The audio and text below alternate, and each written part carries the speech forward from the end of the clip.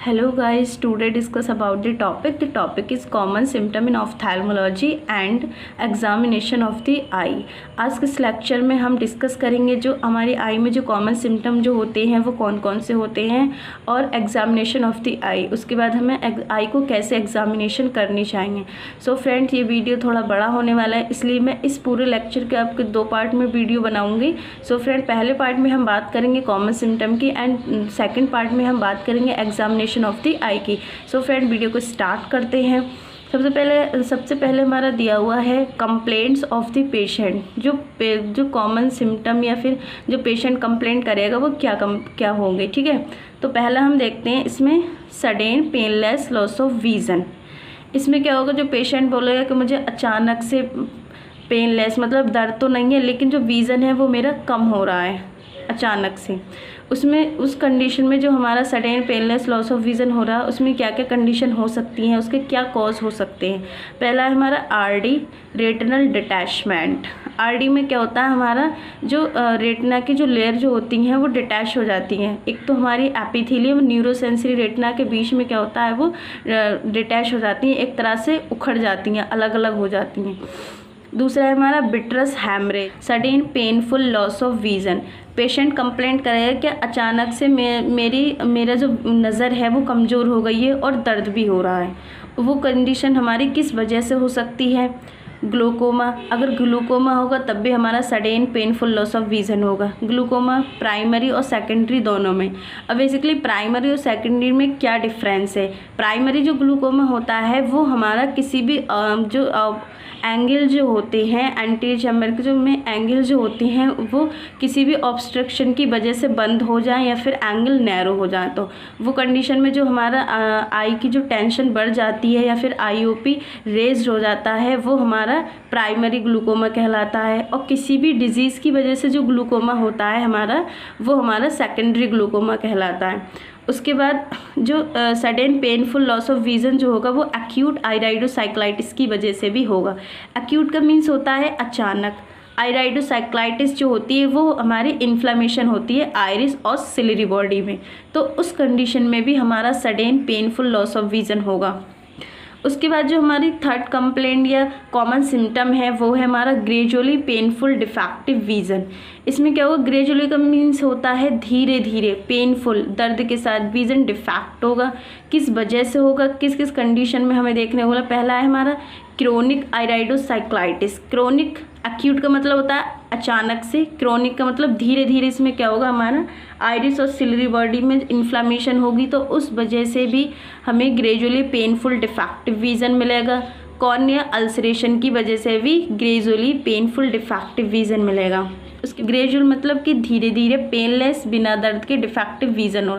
Patient complaint करेगा क्या मेरा जो विज़न है वो धीरे धीरे कम हो रहा है, दर्द तो है नहीं, पेनलेस है तो दर्द नहीं है लेकिन विज़न जो है मेरा धीरे धीरे कम हो रहा है। तो वो किस कंडीशन में, या फिर रिफ्रैक्टिव एरर।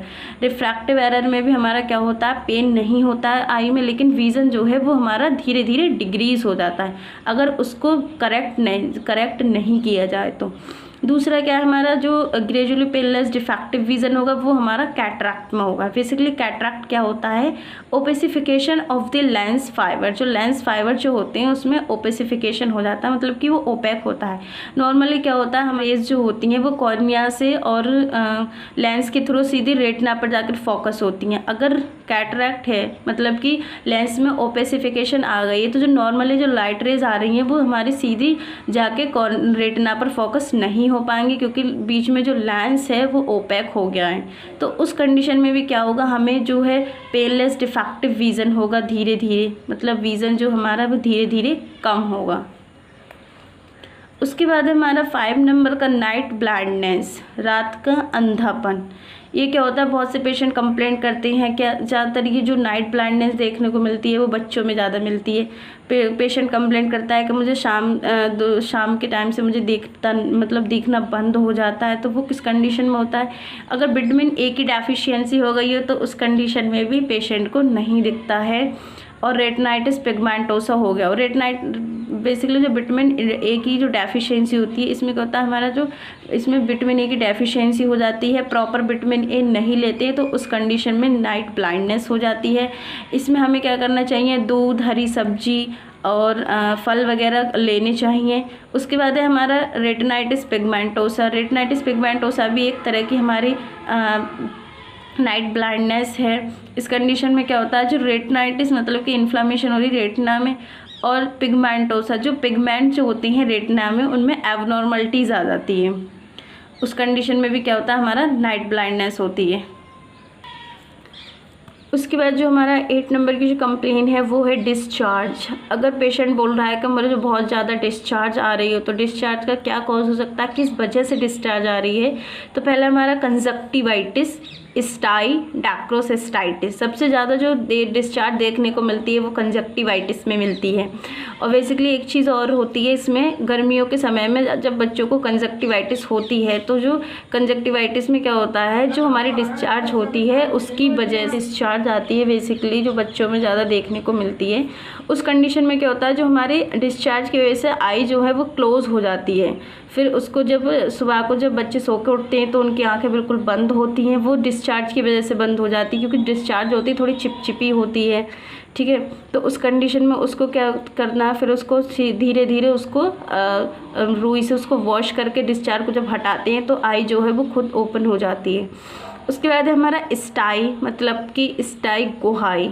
अगर गोहाई निकल रही है, कोई भी बोलते हैं ना गोहाई 7, ऐसा बोलते हैं, जो आँख में एक गोहाई निकली के 7 गोहाई निकलती हैं, वही स्टाई होती है हमारी। स्टाई की कंडीशन में भी डिस्चार्ज मिलेगी। डैक्रोसिस्टाइटिस में भी डिस्चार्ज होती है। बेसिकली डैक्रोसिस्टाइटिस क्या होती है, हमारे जो लैक्राइमल सैक जो होता है उसमें इन्फ्लामेशन हो जाती है, तो उस कंडीशन में भी हमें डिस्चार्ज देखने को मिलेगी।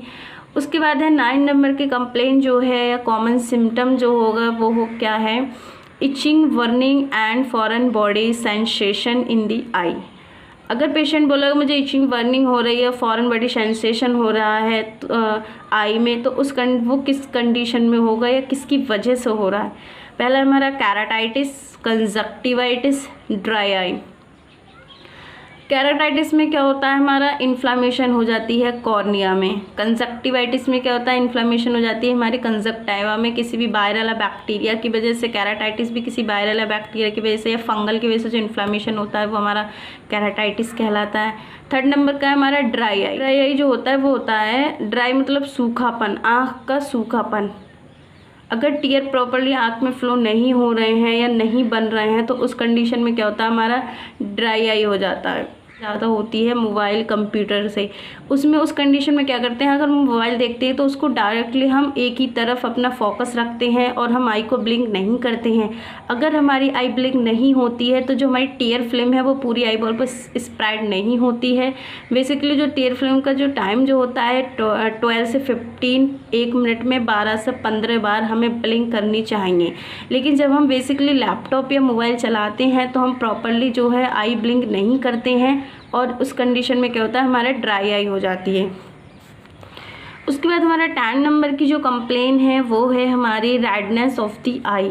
रेडनेस ऑफ द आई हमें किस कंडीशन में देखने को मिलेगी। एक तो बेसिकली जो रेडनेस होती है वो इन्फेक्शन की वजह से भी हो जाती है, लेकिन यहाँ पे जो प्रॉपर जो रेडनेस देखने को मिलेगी हमें वो क्या होगी, रेडनेस जो किसकी वजह से हो रही है। रेडनेस जो इसका जो मेन कारण है वो कौन कौन से हैं, एंडोफ्थेल्माइटिस, एक्यूट ग्लूकोमा, एपिस्क्लेराइटिस। एंडोफ्थेल्माइटिस में बेसिकली होता क्या है, एंडो का मतलब अंदर, ऑफ्थैल मतलब कि आई, आइटिस मतलब कि इन्फ्लामेशन, आँख के अंदर के जो कंटेंट जो हैं उनमें इन्फ्लामेशन हो रही है, इट मीन एंडोफ्थेल्माइटिस। एक्यूट ग्लूकोमा जो है, अचानक से क्या होगा हमारा, अचानक से क्या होगा, एकदम जो आई का जो प्रेशर है वो रेज्ड होगा, मतलब कि इंक्रीज बढ़ जाएगा, उस कंडीशन में भी रेडनेस होगी।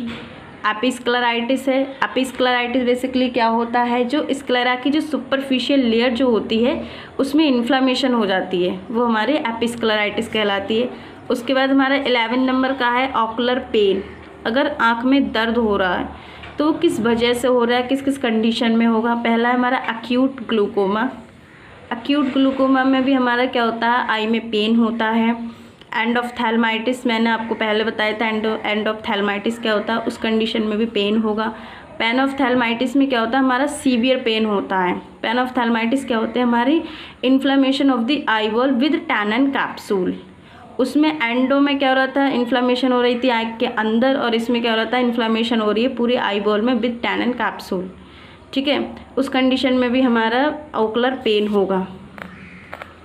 उसके बाद हमारा 12 नंबर का है, वो है एस्थेनोपिक सिम्टम्स। बेसिकली एस्थेनोपिक सिम्टम जो होते हैं वो बहुत ही ज़्यादा देखने को मिलते हैं पेशेंट में। पेशेंट बोलेगा कि मुझे हल्का सा माइल्ड आई एक हो रहा है या हेडेक हो रहा है, टायर्डनेस हो रही है। इसमें क्या होता है, हमारा ये EOM इनबैलेंस, जो एक्सट्रोक्रल मसल जो होती है वो इनबैलेंस हो जाती हैं, जिसकी वजह से हमारा एस्थेनोपिक सिम्टम मिलते हैं। उसके बाद अनकरेक्टेड माइल्ड रिफ्रैक्टिव एरर। इसमें क्या है, जो रिफ्रैक्टिव एरर वो हल्का सा अनकरेक्टेड होता है। ठीक है, इस कंडीशन में जब एस्थेनोपिक सिम्टम होते हैं तो बेसिकली पेशेंट को बोलते हैं कि EOM एक्सरसाइज करनी चाहिए, उसको EOM एक्सरसाइज के लिए बोलते हैं। सो फ्रेंड, अगर आज की वीडियो आपको पसंद आई हो तो प्लीज़ लाइक कीजिए, शेयर कीजिए, चैनल को सब्सक्राइब कीजिए। सेकंड पार्ट आपको बहुत ही जल्द मिलने वाला है। Thank you so much for the watching video.